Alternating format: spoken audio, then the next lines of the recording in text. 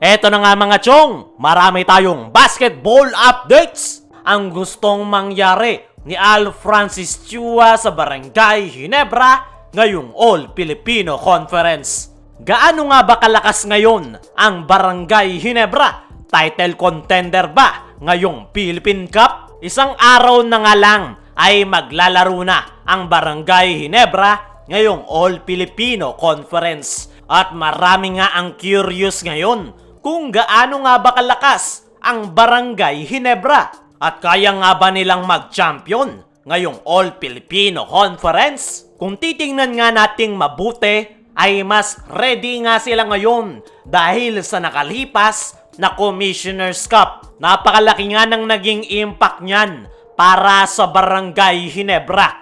Mas nahasa at nag-step up nga yung mga local players ng Barangay Ginebra. Nabanggit na nga ni Coach Tim nitong mga nakaraan na marami silang natutunan sa nakalipas na Commissioner's Cup. At isa nga sa silver lining na nakita niya ay nag-i-step up yung mga local players. Aminado nga si Coach Tim na si Justin Brownlee ang kanilang hinahanap tuwing All-Filipino Conference. At nabura na nga daw yan last Commissioner's Cup dahil maganda na yung ipinapakita ng mga local players, kaya kumpiyansa si Coach Tim sa kanilang magiging kampanya ngayong All-Filipino Conference. Kung titingnan din natin yung kasalukuyang lineup ngayon ng Barangay Ginebra ay napakadami nga nilang quality players na po pwedeng masandalan. Ang lahat nga ng yan ay maganda ang ipinakitang performance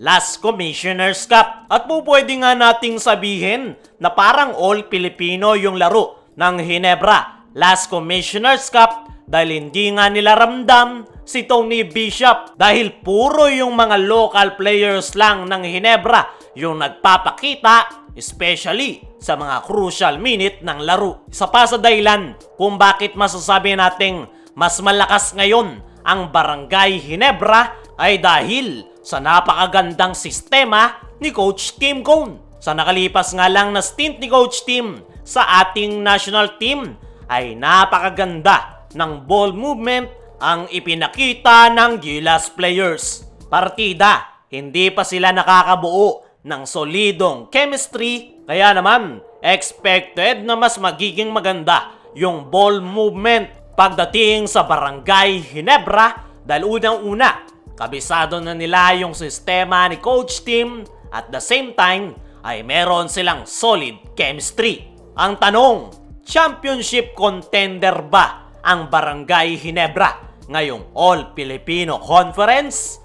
Para sa akin mga chong ay maaga pa dahil hindi pa natin nakikita yung unang laro ng Barangay Ginebra. Pero kung pagbabasehan natin yung kanilang naging performance last Commissioner's Cup at kung maitatranslate nila yan ngayong All-Filipino with better team chemistry ay hindi malabong isa ang Barangay Ginebra sa magiging title contender ngayong All-Filipino Conference. Sa ngayon ay ready na nga daw ang Barangay Ginebra para sa kanilang magiging debut game. Ayon nga sa ating mga trusted source ay marami ngang bago na ipapakita si Coach Tim Cone para sa kanyang kupunan. Bagong sistema at yan nga rin ang dahilan kung bakit sumasama si Justin Brownlee sa team practice ng Barangay Ginebra dahil gusto nga nitong makuha agad yung mga bago sa sistema ni Coach Tim para pagbalik niya sa Barangay Ginebra ay wala nang problema. Sa ngayon ay tingnan na lang natin sa magiging debut game ng Barangay Ginebra yung mga bago sa kupunan ni Coach Tim Cone. At dyan nga rin natin makikita kung title contender nga ba ang Barangay Ginebra. Dumako naman tayo dito sa kabilang balita. Ang gustong mangyari ni Al Francis Chua sa Barangay Ginebra ngayong All-Filipino Conference.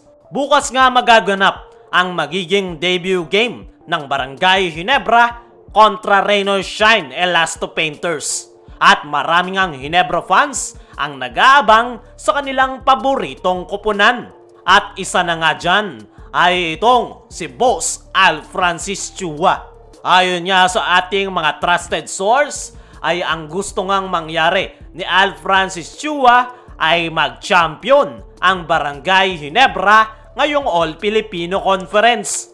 Huli ngang nakuha ng Barangay Ginebra ang Philippine Cup ay noong 2020 All-Filipino Conference. Yan nga yung bubble season at 4 na taon na nga yan. Kaya naman yung gusto ngang mangyari ni Al Francis Chua ay makakuha ng Barangay Ginebra ang kampyonato ngayong All-Filipino Conference. Hindi nga magiging madali para sa koponan ni Coach Tim Cone na magkampyon ngayong All-Filipino Conference.